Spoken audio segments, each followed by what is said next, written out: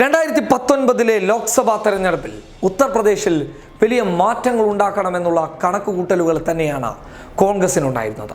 അതിൻ്റെ ഭാഗമായി കോൺഗ്രസ് ചില കണക്കുകൂട്ടലുകൾക്ക് മുന്നോട്ട് വരികയും ചെയ്തു. അതായത് പ്രിയങ്ക ഗാന്ധിയെയും ജ്യോതിരാദിത്യ സിന്ധ്യയെയും ജനറൽ സെക്രട്ടറിമാരായി ഉത്തർപ്രദേശിൻ്റെ ചുമതല ഏൽപ്പിക്കുക.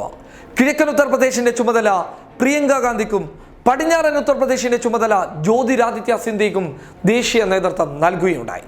എന്നാൽ ജ്യോതിരാദിത്യ സിന്ധ്യയിലും പ്രിയങ്ക ഗാന്ധിയിലും കോൺഗ്രസ് ചില കണക്കുകൂട്ടലുകൾ നടത്തിയിരുന്നു. അതായത് ഇത്ര അവരിൽ നിന്ന് ഞങ്ങൾക്ക് ലഭിക്കുമെന്നുള്ള ഒരു കണക്കുകൂട്ടലുകൾ. എന്നാൽ ജ്യോതിരാദിത്യ സിന്ധ്യയുടെ കണക്കുകൂട്ടലുകൾ അവിടെ നിൽക്കട്ടെ, പക്ഷേ പ്രിയങ്കയിലൂടെ കോൺഗ്രസ് നേടിയത് ഉത്തർപ്രദേശ് തന്നെയാണെന്നുള്ളത് വ്യക്തമാണ്. പ്രിയങ്ക തരംഗം ഉത്തർപ്രദേശിൽ ആഞ്ഞടിക്കുകയുണ്ടായി. 42 ലോക്സഭാ സീറ്റുകളുള്ള കിഴക്കൻ ഉത്തർപ്രദേശിന്റെ കാര്യം മാത്രമല്ല, മറിച്ച് പടിഞ്ഞാറൻ മേഖല കൈകാര്യം ചെയ്യുന്ന ജ്യോതിരാദിത്യ സിന്ധ്യയ്ക്ക് പോലും പ്രിയങ്കയുടെ കാരണം കൊണ്ട് വലിയ നേട്ടങ്ങൾ ഉണ്ടാക്കാൻ ആ മേഖലകളിൽ സാധിച്ചിട്ടുണ്ട്. അതായത് ഉത്തർപ്രദേശിൽ 2009 ശേഷം വലിയ നേട്ടമുണ്ടാക്കാൻ ഇപ്രാവശ്യം കഴിയുമെന്നുള്ളതാണ് കണക്കുകൂട്ടലുകൾ. കോൺഗ്രസ് പ്രതീക്ഷിച്ചതിനേക്കാളും വലിയ നേട്ടം പ്രിയങ്കയിലൂടെ നേടാൻ സാധിച്ചു എന്നുള്ളതും എടുത്തു പറയേണ്ട കാര്യമാണ്. പ്രിയങ്കയുടെ കടന്നുവരൽ കോൺഗ്രസിന് നേട്ടമുണ്ടാക്കി കൊടുക്കുക മാത്രമല്ല, മറിച്ച് BJPക്ക് ശക്തമായിട്ടുള്ള വെല്ലുവിളി ഉയർത്തുകയും ചെയ്തിട്ടുണ്ട്.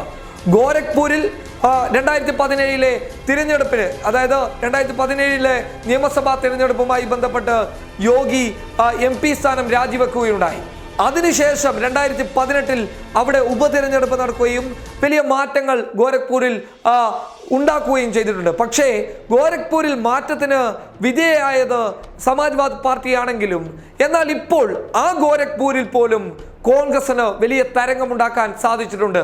രണ്ടാമത്തെ വിഷയം വാരണാസിയാണ്. വാരണാസി, അതായത് മോദിയുടെ മണ്ഡലത്തിൽ വലിയ ജനവിഭാഗം കോൺഗ്രസിനോടൊപ്പം നിൽക്കുന്ന ഒരു കാഴ്ച കാണുന്നുണ്ട്. ഇതൊന്നും കോൺഗ്രസിന്റെ ദേശീയ നേതൃത്വം പ്രതീക്ഷിക്കാത്തതാണ്. അതായത് പ്രിയങ്കയിൽ നിന്ന് പ്രതീക്ഷിച്ചതിനേക്കാളും കോൺഗ്രസിന് ലഭിച്ചിട്ടുണ്ട് എന്നുള്ളത് തന്നെയാണ് കണക്കുകൂട്ടലുകൾ. മറിച്ച് പടിഞ്ഞാറൻ മേഖല ജ്യോതിരാദിത്യ സിന്ധ്യയ്ക്ക് നൽകിയ പടിഞ്ഞാറൻ മേഖലയിലും പ്രിയങ്ക തരംഗം ആഞ്ഞു വീശിയിട്ടുണ്ട്. അതുകൊണ്ട് തന്നെ ജ്യോതിരാദിത്യ സിന്ധ്യയ്ക്കും പ്രവർത്തനങ്ങളും പ്രചരണ പരിപാടികളും ഒക്കെ വളരെ എളുപ്പമായി നിൽക്കുന്ന ഒരു സാഹചര്യം. അതായത് കോൺഗ്രസിലോട്ട് പ്രവർത്തകർ കടന്നു വരുന്നു, കോൺഗ്രസിന്റെ പ്രചരണ പരിപാടികൾക്കൊക്കെ ജനങ്ങൾ കൂടെ നിൽക്കുന്ന ഒരു കാഴ്ച ഉത്തർപ്രദേശിൽ പലയിടങ്ങളിലും കാണുന്നു. ഇതൊക്കെ പ്രിയങ്കയിലൂടെ യാഥാർത്ഥ്യമായി എന്നുള്ളതാണ്. അതായത് പ്രിയങ്ക രാഷ്ട്രീയത്തിലിറങ്ങി വലിയ രീതിയിലുള്ള ഒരു പ്രവർത്തനം കാഴ്ചവെക്കാതെ തന്നെ എന്തുകൊണ്ടാണ് പ്രിയങ്ക തരംഗം ഉണ്ടായത് എന്നുള്ളത് എടുത്തു പറയേണ്ട മറ്റൊരു വിഷയമാണ്. ഇന്ദിരാഗാന്ധി ഒരിക്കലും ഒരു കോൺഗ്രസ്സുകാരനും മറക്കാൻ പറ്റാത്ത മുഖം, ആ പ്രതിച്ഛായ പ്രിയങ്കയിലുണ്ട് എന്നുള്ളത് കോൺഗ്രസ്സുകാർക്ക് പരിപൂർണതയോടുകൂടി മനസ്സിലായി. പ്രിയങ്കയിലൂടെ ഇന്ദിരയെ നമുക്ക് തിരിച്ചു പിടിക്കാൻ സാധിക്കുമെന്നുള്ള ഒരു കണക്കുകൂട്ടലുകൾ കോൺഗ്രസ് മുന്നോട്ട് വെച്ചു.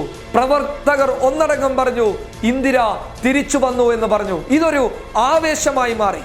കോൺഗ്രസിന്റെ ആവേശമായിരുന്നു ഇന്ദിരാഗാന്ധി. കോൺഗ്രസിന് എല്ലാമായിരുന്നു ഇന്ദിരാഗാന്ധി. എല്ലാവിധ പ്രവർത്തനങ്ങളിൽ പുതിയ സംവിധാനങ്ങൾ കൊണ്ടുവന്ന് കോൺഗ്രസിനെ മുന്നിലോട്ട് നയിച്ച ഇന്ദിരാഗാന്ധി ഒരു തിരിച്ചുവരവിന് പ്രിയങ്കയിലൂടെ ഒരുങ്ങുന്നുണ്ടെങ്കിൽ അത് കോൺഗ്രസിന്റെ പ്രവർത്തകർക്ക് ആവേശം തന്നെയാണ്. ആ ആവേശത്തെ മുറുകെ പിടിക്കാൻ കോൺഗ്രസ് പ്രവർത്തകർ തയ്യാറായി. ഇന്ദിരയെ മുന്നിൽ കണ്ട് കോൺഗ്രസ് പ്രവർത്തകർ പ്രിയങ്കയെ മുന്നിൽ നിർത്തിക്കൊണ്ട് രാഷ്ട്രീയ നേട്ടങ്ങൾക്ക് മുന്നിലോട്ട് പോവുകയും ചെയ്തു. ഈ രാഷ്ട്രീയ നേട്ടങ്ങൾ പ്രിയങ്കയിലൂടെ യാഥാർത്ഥ്യമായപ്പോൾ ഇന്ദിര തിരിച്ചു വന്നു എന്ന് കോൺഗ്രസ് പ്രവർത്തകർ പറഞ്ഞു. അതായത് ഇന്ദിരാഗാന്ധിയുടെ രൂപമുണ്ടായതിന്റെ പേരിൽ പ്രിയങ്ക ഗാന്ധിക്ക് വലിയ മാറ്റങ്ങൾ ഉത്തർപ്രദേശിൽ സൃഷ്ടിക്കാൻ വേണ്ടി സാധിച്ചു. അത് മാത്രമല്ല, ഇന്ദിരയുടെ അതേ പ്രവർത്തന മികവും ഭാഷാ ശൈലികളുമൊക്കെ പ്രിയങ്ക ഗാന്ധിക്കുണ്ട് എന്നുള്ളത് തന്നെയാണ് ലഭിക്കുന്ന റിപ്പോർട്ടുകൾ. ഇത് അടിസ്ഥാനപ്പെടുത്തി പറഞ്ഞാൽ കോൺഗ്രസ് പ്രിയങ്കയിലൂടെ കണ്ട പല ലക്ഷ്യങ്ങളും യാഥാർത്ഥ്യമാവുകയും അതിനപ്പുറത്ത് വലിയ ഒരു ലോകം കോൺഗ്രസിന് ഉത്തർപ്രദേശിൽ പ്രിയങ്ക ഗാന്ധി സമ്മാനിക്കുകയും ചെയ്തു. News desk public Kerala.